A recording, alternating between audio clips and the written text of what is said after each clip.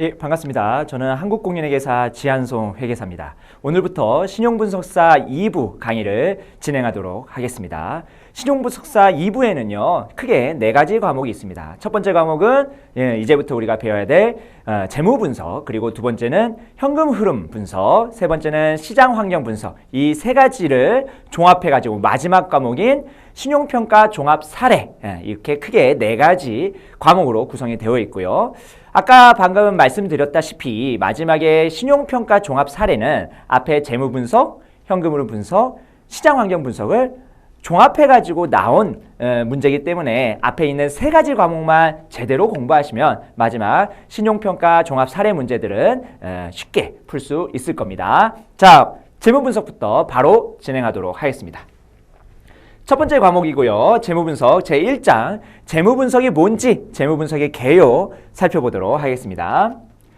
자, 재무분석이란 기업의 재무제표를 비롯해서 회계 자료와 기타 관련 자료를 기초로 경영성과 그리고 재무상태를 판단하고 그 원인을 규명하기 위한 분석이라고 되어 있습니다. 그러면은 우리는 재무제표를 비롯한 회계 자료를 이용해서 분석을 하는구나 생각을 하시고, 그러면 이 회계자료와 재무제표는 과연 뭐냐? 우리가 1부에서 재무제표를 배웠습니다.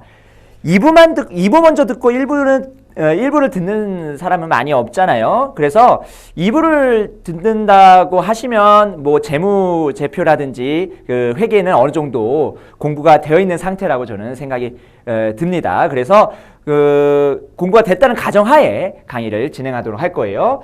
자, 이 재무제표를 비롯한 회계자료. 재무제표에는 뭐가 있나요? 재무상태표, 그 다음에 손익계산서, 그 다음에 현금흐름표, 그 다음에 이익잉여금 처분계산서 또는 자본변동표, 주석 이렇게 등등 있죠. 제가 이거를 쓰지 않는 이유는 회계 기준에 따라서 조금 다르기 때문에 재무제표의 정의가 좀 다르기 때문에 제가 그냥 이렇게 공란으로 쓴 거고요. 일반 기업 회계 기준에서는 이익잉여금 처분계산서를 이따가 쓰겠죠. 어쨌든 다시 돌아와서 이러한 재무제표를 비롯한 회계자료, 우리가 이제 앞으로 배워야 될 재무분석은요, 대부분 이 재무제표를 이용할 겁니다.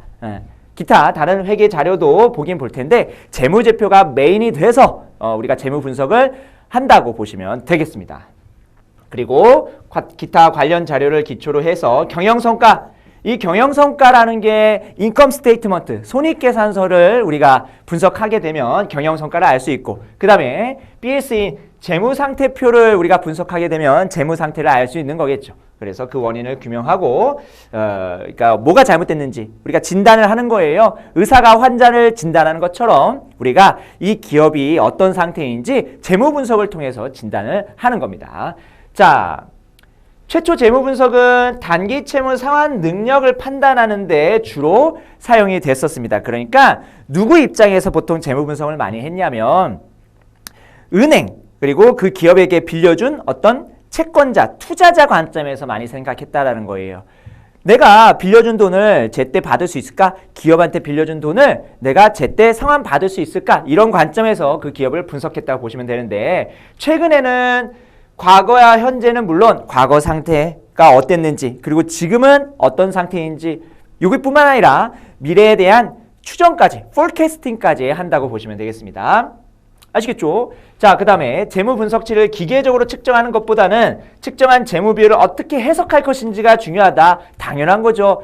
이거는 AI가 더 잘해요. 여러분보다 이 AI가 훨씬 더 잘한다고요. 엑셀이 더 잘하고요. 뭔가 모델이 더 잘한다고요. 그렇지만 그거를 해석하는 것은 아직 AI가 따라오지 못했잖아요. 우리가 신용분석사가 돼가지고 신용분석사 자격증을 따가지고 재무 분석을 할 때 이게 단순하게 계산만 하는 걸로 우리가 그치지 않고 왜 이런지 해석도 이렇게 할 수가 있어야 되는 거예요. 그래서 최근에 시험 추세를 보면은 단순하게 계산하는 문제도 물론 많습니다만 이거를 어떻게 해석하는지가 더 중요하니까 최근 앞으로의 문제 추세는 이 해석에 좀 더 방점이 찍힐 것이라고 생각이 돼요.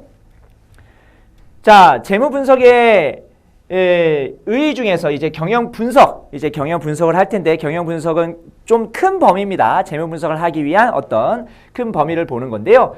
자, 경영 분석이 가장 큰 범위고요. 경영 분석이 가장 큰 범위입니다. 그리고 그 다음에 재무 분석, 그 안에 재무제표 분석이 있는 거예요. 그러니까 재무제표 분석이 가장 협소한 방식이고 우리가 정보의 그 성격에 따라서 재무제표를 가지고 분석하게 되면 재무제표 분석이고 재무제표 이외의 다른 회계 자료들을 이용한 게 재무분석 그리고 경영분석인 거예요.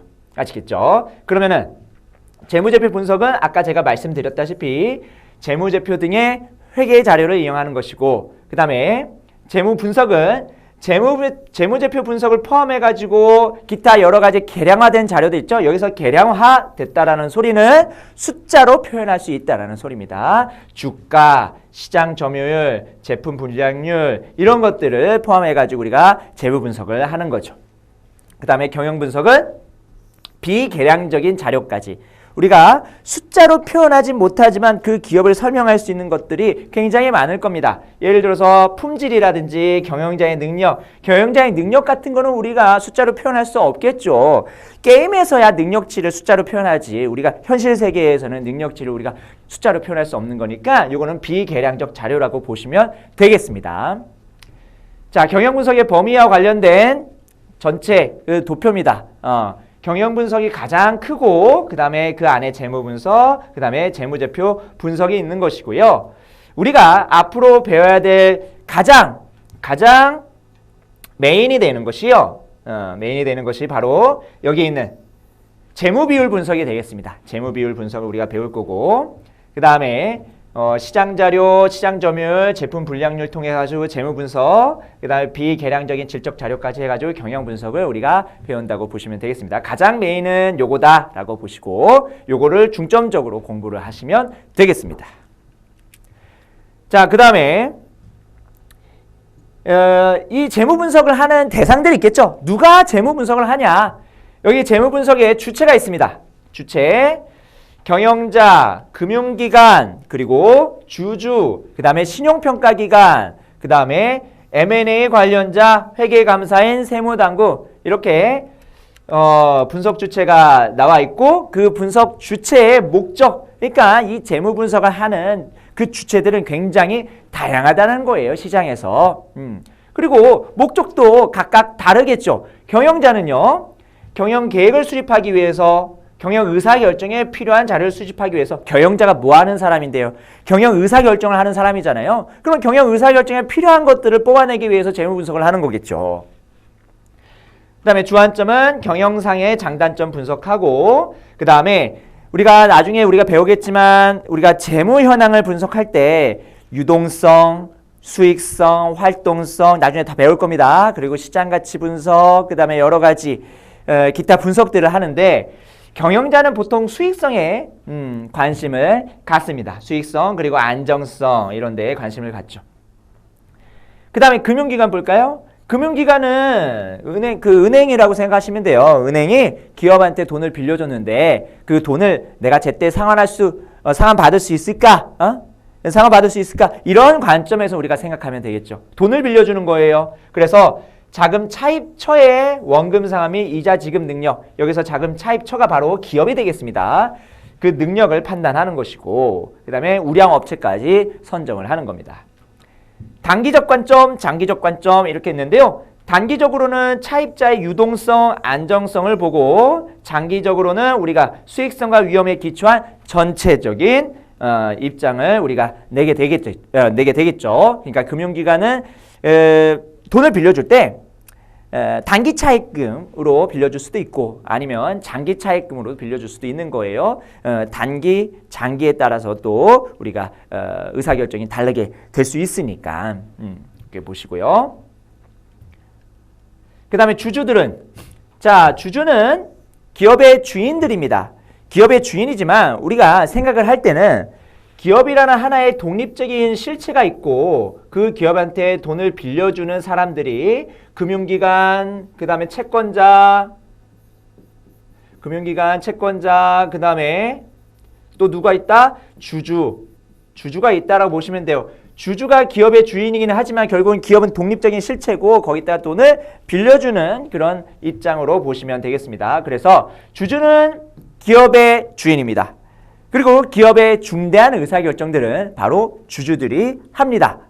그러면 주주들이 왜 그러면 기업한테 투자할까? 돈 벌려고 하는 거예요.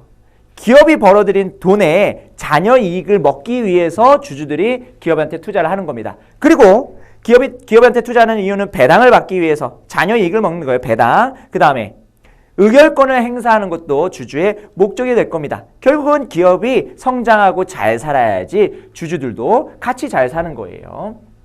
그래서 주식 매매에 필요한 정보 수집하고 포트폴리오 구성 및 수정에 필요한 정보 수집하고 자, 여기서 포트폴리오 구성이라는 것은 주주들이 A라는 기업에만 투자하는 것이 아니라 B라는 기업, C라는 기업 분산 투자하는 것을 우리가 얘기하는 거거든요. 포트폴리오를 구성하지 않는다라고